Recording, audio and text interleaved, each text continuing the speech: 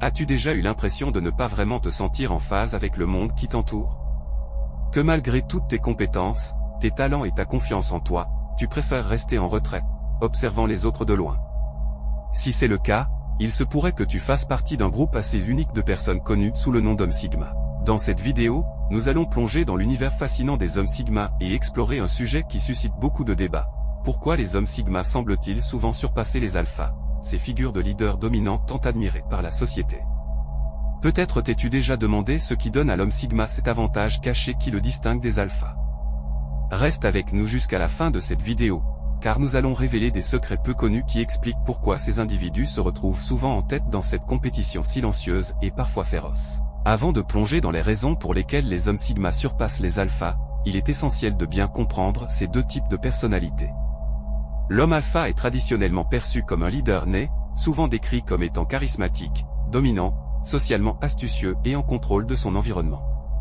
Il est celui qui prend les devants, qui attire l'attention, et qui est souvent respecté, voire admiré, pour sa capacité à influencer et à diriger les autres. Les alphas occupent souvent des rôles de pouvoir dans les groupes sociaux, qu'il s'agisse de cercles d'amis, de milieux professionnels ou même de la scène sociale en général. En revanche, l'homme Sigma, tout aussi confiant, adopte une approche totalement différente. Contrairement à l'alpha, qui tire son énergie et sa validation de la dynamique sociale, le Sigma opère en dehors des hiérarchies traditionnelles. Il ne ressent ni le besoin de diriger ni celui d'être dirigé, il préfère agir de manière autonome, guidé par ses propres valeurs, principes et objectifs personnels. Cette indépendance est l'une des raisons clés pour lesquelles les Sigma peuvent surpasser les alphas.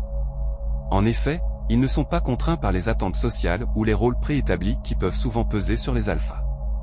L'une des différences les plus significatives entre le Sigma et l'alpha réside dans leur relation à l'indépendance.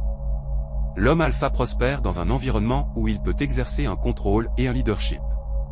Toutefois, cette même dynamique de pouvoir peut se transformer en prison. Étant donné qu'il doit constamment faire face aux attentes et aux demandes de ceux qui l'entourent, l'alpha peut se retrouver piégé dans un cycle d'obligations qui peut restreindre sa liberté et sa flexibilité. À l'inverse, le Sigma ne dépend pas d'un groupe pour se sentir accompli ou pour valider son existence. Sa totale autonomie lui permet de naviguer plus librement dans la vie, de prendre des décisions rapidement et de s'adapter aux circonstances sans la pression d'une hiérarchie. Imagine un instant les avantages que cela peut conférer. Lorsqu'un Sigma se trouve dans une situation où il doit réagir, il peut le faire sans être freiné par la nécessité de maintenir un certain statut ou une image. Il peut choisir de se retirer quand il le souhaite et d'avancer quand il le juge opportun. Cette agilité et cette adaptabilité sont cruciales dans un monde où tout évolue rapidement, et elles confèrent un avantage distinct aux Sigma dans des environnements où la réactivité est essentielle. N'étant pas limité par le besoin de diriger ou de prouver sa valeur, l'homme Sigma est également en mesure de prendre des risques plus audacieux. Il peut développer des stratégies créatives et innovantes qui le placent un pas en avant des alphas. L'alpha, de son côté, est souvent concentré sur le présent. Il veille à maintenir sa position de pouvoir et de contrôle, et son approche est généralement à court terme. Il se préoccupe de préserver son statut et de s'assurer que le groupe continue de le reconnaître comme le leader. Ce besoin constant de contrôle immédiat peut souvent le distraire de la planification à long terme. En revanche, le Sigma, lui, n'est pas affecté par le bruit social ou par la nécessité de prouver sa supériorité. Cela lui permet d'adopter une approche beaucoup plus stratégique. Pendant que l'alpha se concentre sur les batailles quotidiennes, le Sigma travaille en silence sur son propre plan directeur, se concentrant sur des objectifs à long terme qui l'aideront à progresser vers le succès de manière continue et réfléchie. Cette vision stratégique, combinée à sa capacité à opérer discrètement, est l'une des raisons pour lesquelles les Sigmas se retrouvent généralement 2 ou 3 coups d'avance sur les alphas. Dans notre monde moderne, qui évolue à une vitesse fulgurante, ceux qui ne s'adaptent pas rapidement risquent de se retrouver à la traîne. Les alphas, avec leur besoin d'être constamment en tête, trouvent souvent difficile de s'adapter aux changements inattendus. Leur position dépend d'un écosystème social qui peut facilement s'effondrer en cas de crise. Lorsque cela se produit, l'alpha perd souvent son avantage et se retrouve désarmé.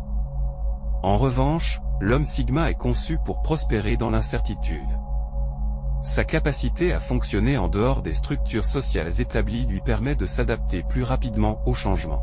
Tandis que les alphas peuvent résister ou se battre pour maintenir le statu quo, le sigma, lui, s'ajoute simplement aux nouvelles conditions, découvrant des opportunités au milieu du chaos.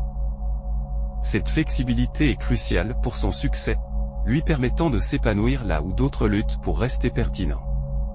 Une autre grande force de l'homme sigma est sa capacité à agir sans attirer l'attention.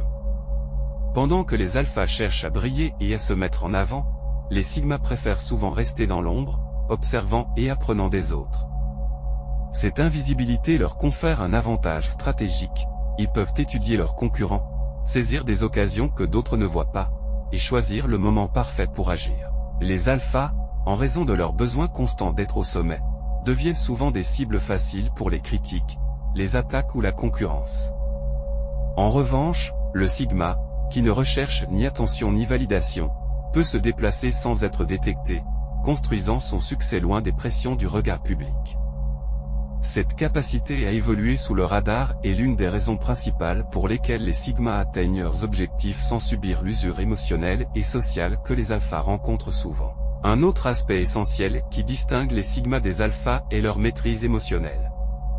Alors que l'alpha peut réagir de manière impulsive, surtout lorsque son statut de leader est remis en question, le sigma a tendance à être beaucoup plus introspectif et serein. Il ne dépend pas de l'approbation extérieure pour maintenir sa confiance, ce qui lui permet de rester calme sous pression. Cette maîtrise de soi est un atout précieux dans des environnements compétitifs ou sous haute pression. Tandis que les alphas peuvent perdre le contrôle ou prendre des décisions irréfléchies en raison du stress, le sigma, lui, reste calculateur et rationnel, s'assurant que ses choix sont fondés sur la logique plutôt que sur des émotions passagères. Cela lui permet de naviguer avec plus d'aisance dans des situations délicates et souvent d'en sortir victorieux. Il est également intéressant de noter que les alphas construisent souvent des relations basées sur leur statut et leur position de pouvoir. Cela peut donner lieu à des connexions superficielles, souvent basées sur l'intérêt mutuel plutôt que sur une véritable connexion humaine. Les personnes qui suivent un alpha peuvent être davantage intéressées par ce qu'il peut leur apporter que par qui il est réellement. Cela aboutit souvent à des liens peu authentiques et parfois instables. En revanche, les sigmas, qui ne dépendent pas de la validation extérieure, ont tendance à établir des relations plus profondes et significatives. Comme ils ne cherchent ni à influencer ni à manipuler les autres, les personnes attirées par un sigma le sont pour l'authenticité de sa personnalité. Ces connexions, basées sur le respect mutuel et la confiance, tendent à être plus durables et précieuses, car elles ne reposent pas sur des dynamiques de pouvoir ou de statut. Pour illustrer cette dynamique, imaginons la relation entre un alpha et un sigma comme une partie d'échecs. L'alpha est la pièce visible, se déplaçant avec confiance sur le plateau, capturant des pièces et démontrant sa domination. Cependant, le sigma est le joueur en coulisses, calculant chaque mouvement et anticipant les coups futurs. Bien que l'alpha puisse sembler être le héros sur le champ de bataille, c'est le sigma qui, en réalité, contrôle le jeu à long terme. Cette métaphore est cruciale pour comprendre pourquoi les sigmas tendent à surpasser les alphas. Tandis que l'alpha est occupé à se battre pour la reconnaissance et le pouvoir visible, le sigma travaille en silence, planifiant chaque étape avec soin pour assurer son succès, sans avoir besoin de faire de vagues ou de se mettre en avant. En résumé, la raison pour laquelle les sigmas surpassent les alphas est assez simple, ils ne jouent pas au même jeu.